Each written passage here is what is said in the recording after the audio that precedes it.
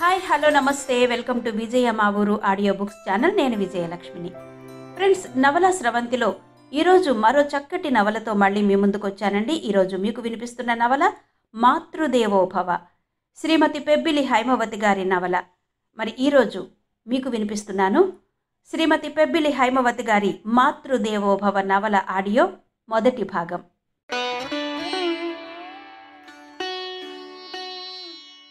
చిన్న కూతురు అల్లుడు తనని ఆ ఓల్డేజ్ హోంలో దింపాక వాళ్ళు ఆ హోం నిర్వాహకులతో అంటున్న మాటలు విని నిర్లిప్తంగా నవ్వుకుంది బంగారి.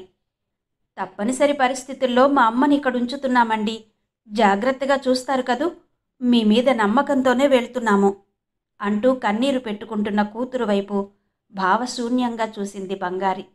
అల్లుడు కూడా అదేవిధంగా మాట్లాడుతుంటే మౌనంగా వింటూ ఉండిపోయింది.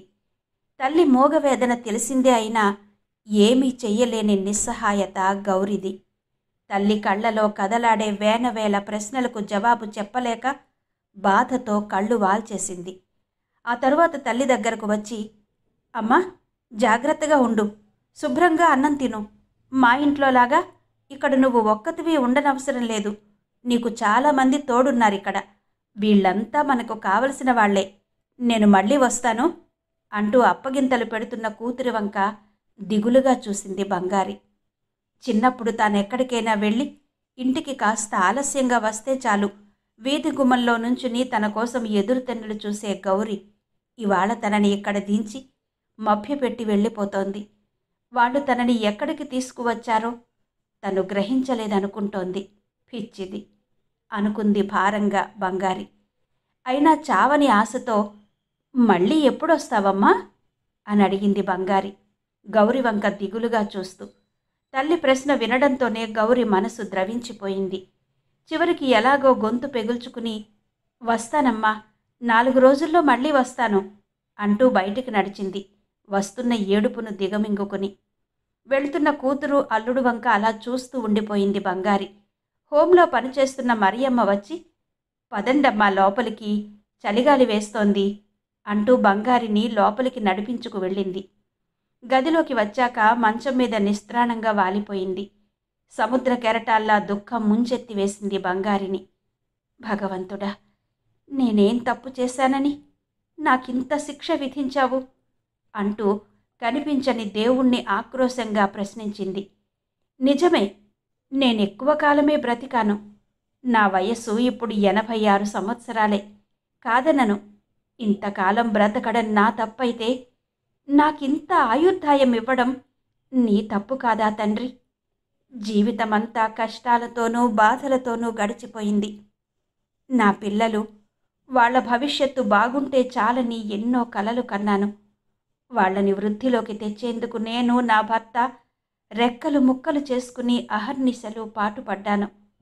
చిన్న వయసులోనే నా భర్తని నీ దగ్గరకు తీసుకెళ్ళిపోయినా ఒంటి చేత్తో బిడ్డల భారాన్ని మోశాను. 6 బిడ్డల్ని కన్నాను. నిండా 9 నెలలు మోశాను. వాళ్ళు కడుపులో ఉండగా తన్నారని ఏనాడూ అర్ధాంతరంగా బరువు దించుకోవాలని అనుకోలేదు. వాళ్ల మలమూత్రాలు ఎత్తవలసి వచ్చిందని అసహ్యించుకోలేదు. ఇంతమంది పిల్లల్ని పోషించలేమని ఏ అనాథాశ్రమంలోనో విడిచి రాలేదు. వాళ్లకి జన్మనివ్వడంతో పాటు మా ఇద్దరి రక్తమాంసాలను కరిగించి వాళ్లకు మంచి జీవితాన్నిచ్చాము. ఆయనెలాగూ దాటిపోయారు.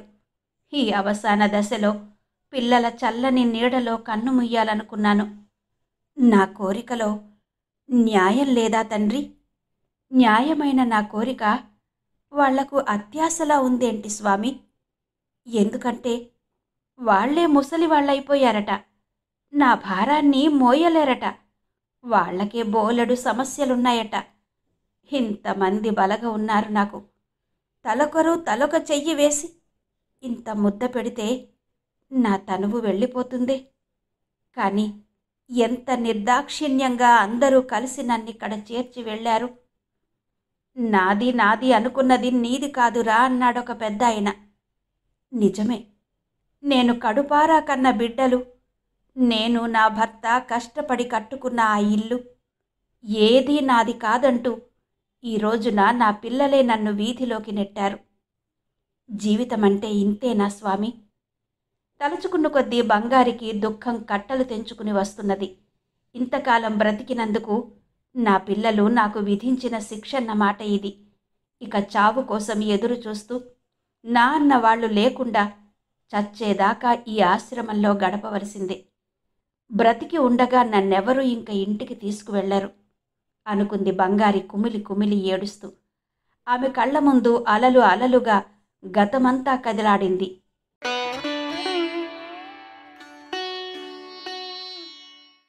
పొద్దెక్కిపోతోంది, ఇంకా నీ సింగారం అవలేదా బంగారి అని కేక పెట్టాడు నరసింహ వాకిట్లో నుండి. కొత్త చీర కుచ్చెళ్ళు కుదరక అవస్థ పడుతున్న బంగారి, అయిపోయింది అయిపోయింది, ఒక్క నిమిషం ఉండు మామా అంటూ సర్దిందే 10 సార్లు సర్దుతూ అరచేతంత అద్దంలో తన రూపు చూసుకుని మురిసిపోతూ చివరికి ఎలాగైతేనే గదిలో నుంచి బయటకొచ్చింది బంగారి. ఇలాగైతే ఇవాళ మనం బయలుదేరినట్టే, తొందరగా రా, నిన్నింటి దగ్గర దింపి నేను పొలం గట్టుకు వెళ్ళాలి అన్నాడు నరసింహ భార్యను తొందర పెడుతున్నట్టుగా. ఇంతలో బంగారి తల్లి మహాలక్ష్మి వచ్చింది అక్కడికి. ఏంటి బాబు ఆ తొందర? పెళ్ళయి పట్టుమని 10 రోజులు అవ్వలేదు, అప్పుడే పొలానికి వెళ్తావా? కాళ్ళకి చక్రాలు వచ్చినట్టు పొద్దుట్నుంచి మీ అక్క నువ్వు ఒకటే గుండా బిండి అయిపోతున్నారు. సారీ చీర లేకుండా ఉట్టి పిల్లని తీసుకెళ్తారా ఏంటి? కాస్త ఆగితే కావిడోళ్ళొస్తారు అని చిన్న కొడుకు సూరిబాబు వైపు తిరిగి, ఒరే సూరిగా, కావిడోళ్ళని తీసుకురమ్మంటే మీ అన్న వెళ్ళి అక్కడే ఉండిపోయాడు. రచ్చబండ దగ్గరకు వెళ్ళిన మీ నాన్న కూడా ఇంకా రాలేదు. తొందరగా వెళ్ళి వాళ్ళిద్దరినీ వెంట పెట్టుకురా, బావయ్య తొందరపడుతున్నాడని చెప్పు అంది. తల్లి మాటలు విన్న సూరిబాబు తూనీగలా పరుగందుకున్నాడు అన్నను తండ్రిని పిలుచుకొచ్చేందుకు. మహాలక్ష్మి సోములమ్మ హడావిడిగా బంగారికి పెట్టవలసిన సారసామాను పసుపు కుంకుమలు సర్దసాగారు. నరసింహ సామాన్లు సర్దుతున్న అత్తగారి దగ్గరకొచ్చి మెల్లగా నచ్చ చెబుతున్నట్టుగా, ఏంటత్తా నువ్వు కూడా అలాగంటావు? మేమొచ్చి 4 రోజులైపోయింది. పెళ్ళని సరదాగా మేమొచ్చి ఇక్కడ కూర్చుంటే అక్కడ పొలం పనులు ఎలాగవుతాయి? నాన్న అక్కడ ఒంటరివాడైపోయి ఏ పని చేసుకోలేడు. మేమేమైనా బయట వాళ్ళమా? నువ్వు సారి కావిళ్ళని ఆనక పంపు, నేనిప్పుడు బంగారిని తీసుకెళ్తాను అన్నాడు. చాలు చాలే నాయనా, ఎవరైనా వింటే నవ్వుతారు. పిల్లని వట్టి చేతులతో పంపితే నలుగురు మా ముఖాన్న ఊస్తారు అంది సోములమ్మ సామాను సర్దుతూ. అది కాదొదినా, అక్కడ నాన్న అంటున్న నరసింహ మాటలు పూర్తి కానీయలేదు మహాలక్ష్మి. నీకెందుకు బాబు, నువ్వు చూస్తూ ఉండు, మరో గంటలో మిమ్మల్ని అక్కడికి పంపకపోతే అప్పుడు అందువుగాని అంది. మొత్తం మీద ఉదయం అనుకున్న కొత్త దంపతుల ప్రయాణం మధ్యాహ్నం భోజనాల వేళకు తెమిలింది. ముందు పసుపు కుంకుమ ఉన్న సారి కావిడ, ఆ తరువాత అరిసెలు, చలిమిడి, మిఠాయి, అరటిపళ్ళ గెలలు, కొబ్బరి బోండాలు, ఇత్తడి సామాను, అవి అమర్చేందుకు బల్ల, పట్టె మంచం, కూర్చునేందుకు పీటలు అమర్చిన కావిళ్ల వెనక పల్లకిలో నరసింహ బంగారీలను ఎత్తుకుని చాకలివాళ్లు ఓహోం ఓహోం అని నడుస్తుండగా సత్తెమ్మ సోములమ్మ చుట్టపక్కలు వెంటరాగా బంగారి అత్తవారింటికి బయలుదేరింది. చివరిగా పాడి ఆవును తోలుకుని దేముడయ్య సూరిబాబు నడవసాగారు. తొలిసారిగా తన ఇంట అడుగుపెట్టిన కోడలు బంగారిని ఎంతో అపురూపంగా దగ్గరకు తీసుకుంది రాములమ్మ. తోడుగా వచ్చిన చుట్టాలందరినీ పేరు పేరున పలకరించి మర్యాద చేసింది. ఆవును తోలుకుని వస్తున్న దేముడయ్యకు ఎదురు వెళ్ళాడు లక్ష్మయ్య. మేనల్లుడి చేతిలోని పలుపుతాడందుకుని ఆవుని పశువుల శాలలో కట్టేసి వస్తూ, ప్రయాణం బాగా సాగిందిరా దేవుడు, ముందు కాళ్ళు చేతులు కడుక్కోండి, అక్కడ కొబ్బరి బొండాలు చెక్కి పెట్టాను, తాగుదురుగాని అన్నాడు ఆప్యాయంగా మేనల్లుణ్ణి నీళ్ల తొట్టె దగ్గరకు తీసుకుని వెళ్తూ.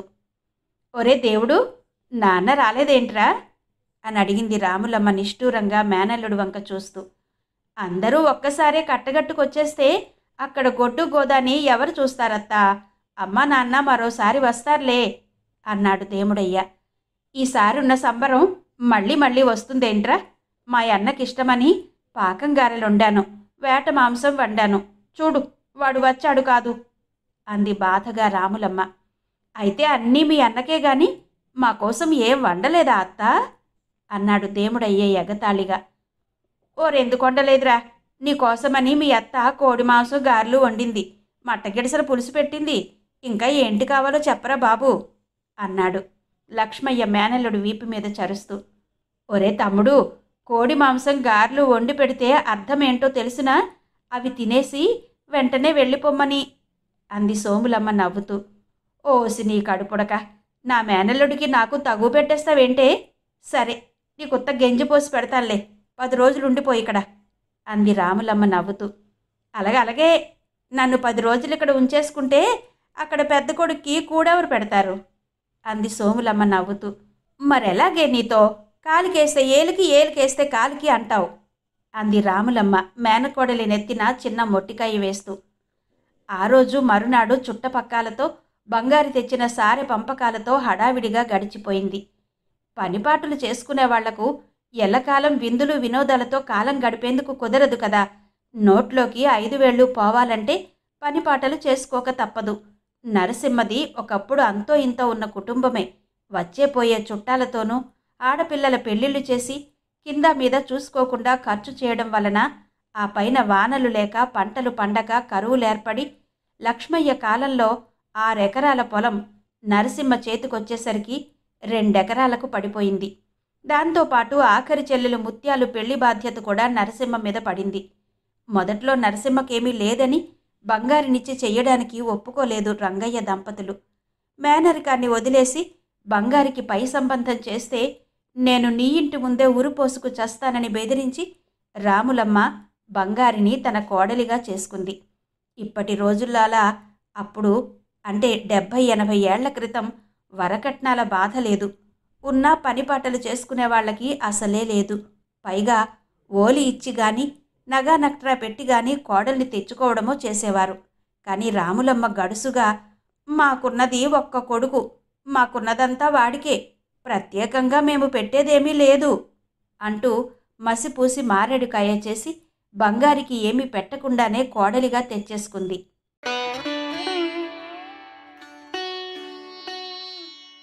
తెలతెలవారుతున్న వేళ బాలభాస్కరుడు తన లేలేత కిరణాలతో జగతిని మేల్కొలుపుతున్న వేళ ఆదమరిచి భర్త కౌగిలిలో నిశ్చింతగా నిద్రపోతున్న బంగారికి అత్త రాములమ్మ కేకలు కొరడా దెబ్బల్లా తాకాయి.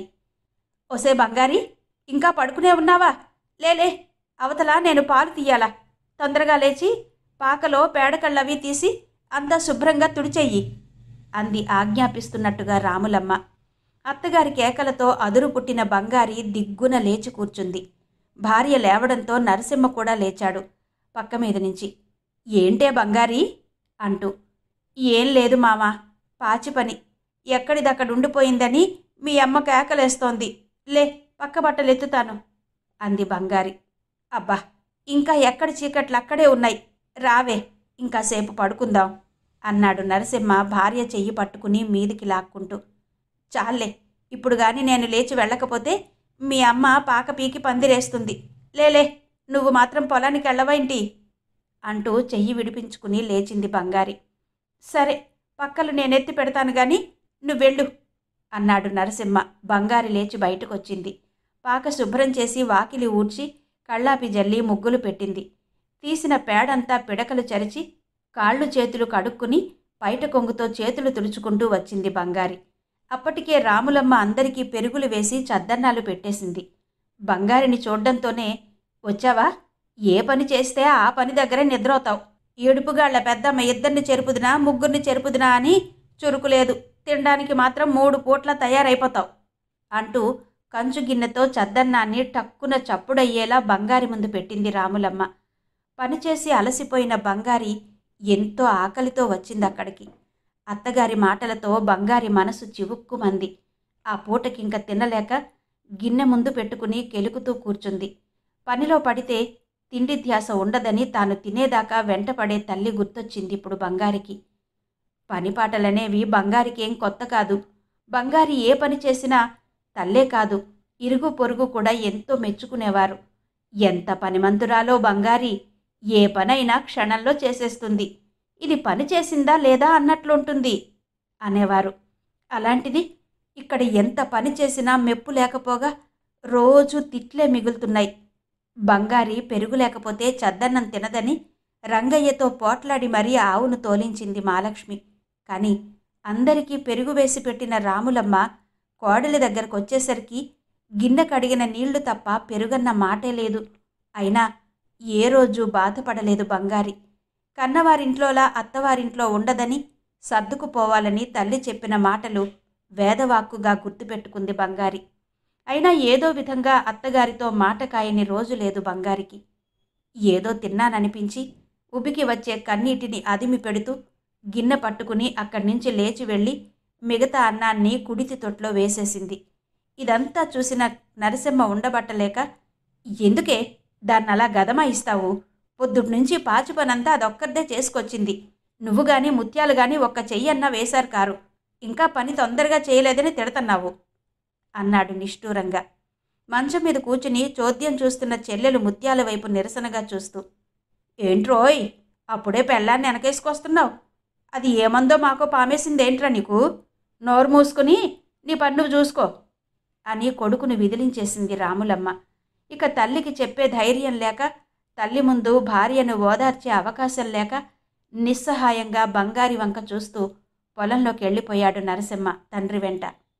దారిలో కొడుకుతో, బాధపడకురా అబ్బాయి, దాని సంగతి ఈవేళ మనకు కొత్త ఏంట్రా? ఎలాగో బంగారునే ఓర్చుకోమని చెప్పు.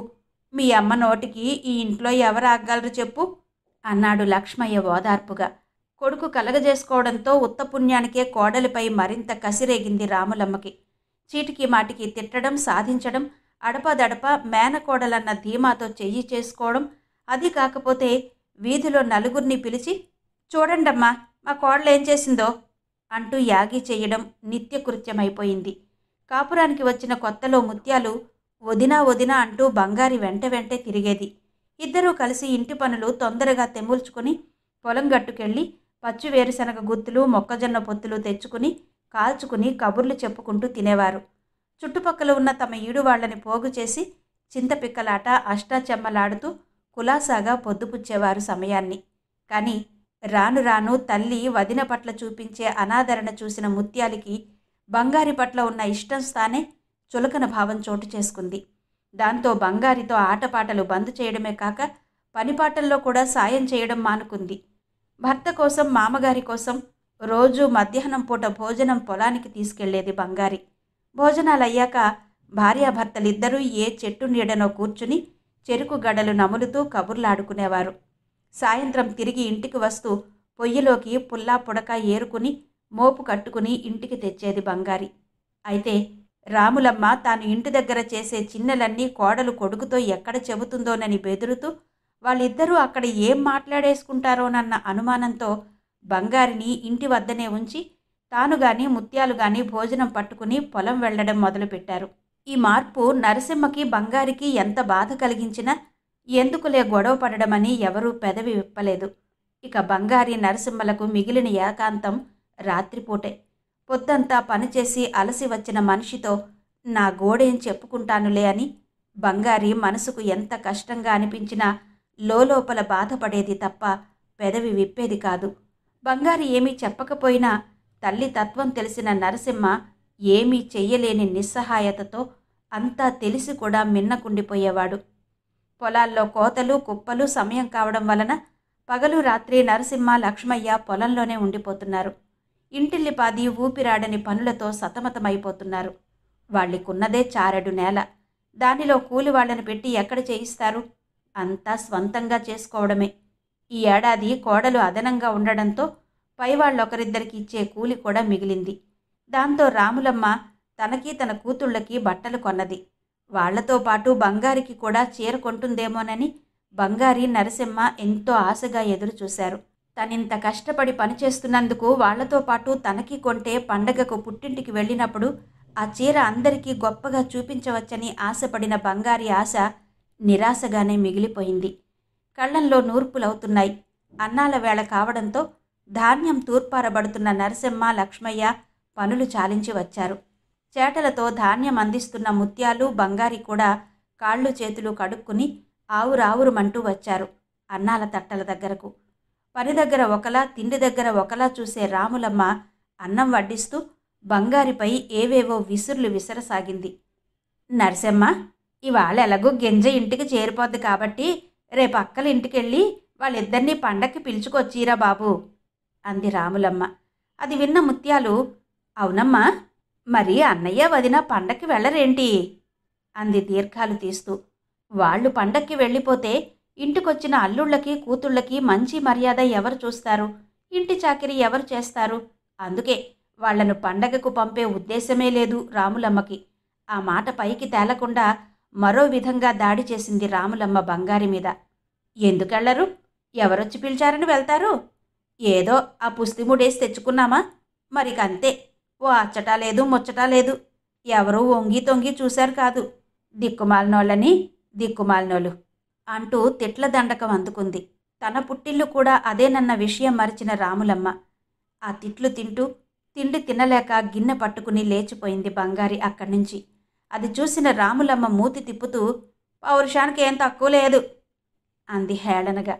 ఉదయం నుంచి గొడ్డులా చాకిరీ చేసిన బంగారి అర్ధాకలితో లేచిపోవడంతో తింటున్న పప్పుచారు అన్నం చేదుగా అనిపించింది నరసమ్మకు. తానేమన్నా కలగచేసుకుంటే తల్లి మరింత క్రూరంగా బంగారి మీద దాడి చేస్తుందని తెలిసిన నరసమ్మ మౌనం వహించాడు. గిన్నె కడగడానికి వెళ్లిన బంగారికి అన్న దేముడయ్య ఎదురు రావడంతో అంత దుఃఖము ఎగిరిపోయింది. లేడిపిల్లలా గంతులేస్తూ అన్న వెనకే వచ్చేసింది అన్నాలు తింటున్న చోటికి.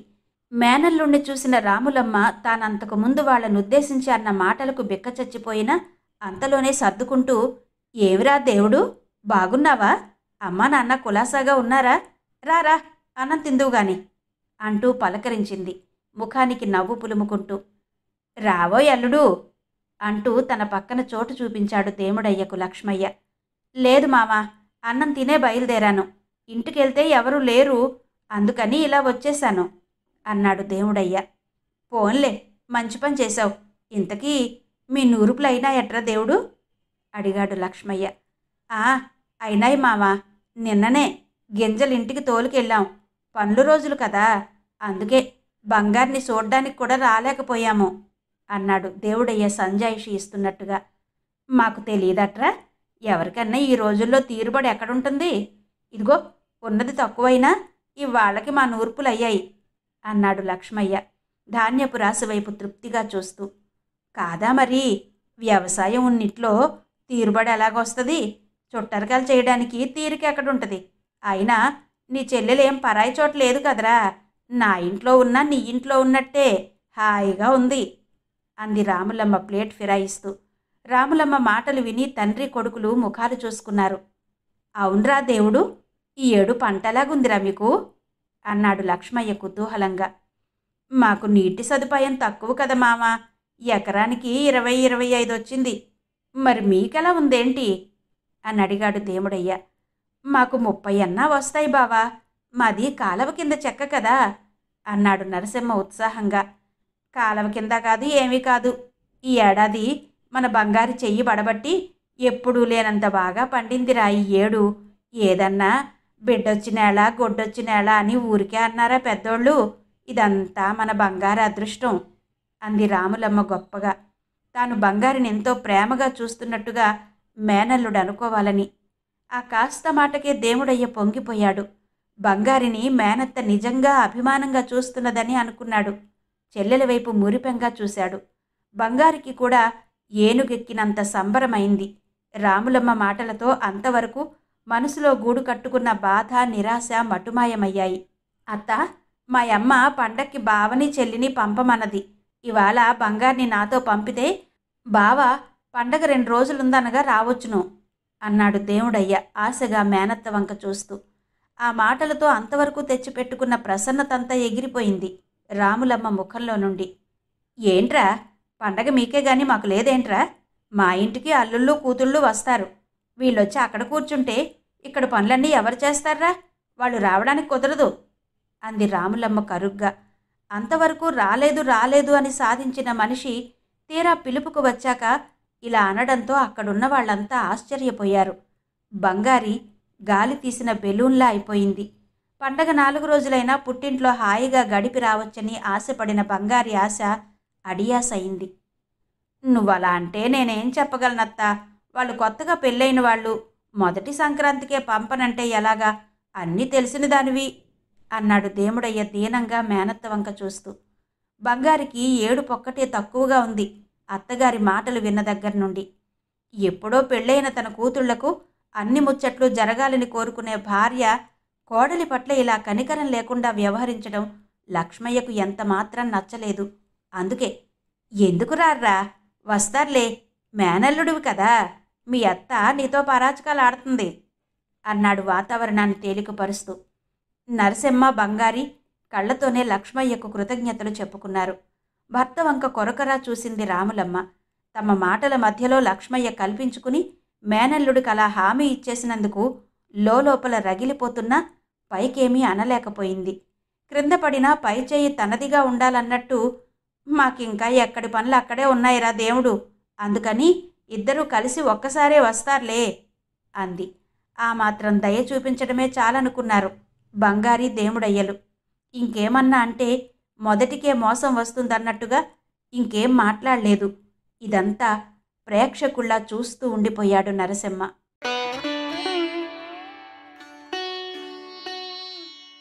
మాతృదేవోభవ శ్రీమతి పెబ్బిలి హైమవతి గారి నవల ధారావాహిక మొదటి భాగం విన్నారు కదా. మరి కథ మీద, ఆడియో మీద మీ అభిప్రాయాలు నాకు ఎప్పటిలాగే తెలియచేస్తారు కదా కామెంట్ సెక్షన్లో. మరి మీ కామెంట్స్ కోసం ఎదురు చూస్తూ మిగిలిన కథను రేపు ఇదే సమయానికి, అంటే సాయంత్రం 7 గంటలకు మీ ముందుకు తీసుకొస్తాను. అంతవరకు సెలవు. నమస్తే.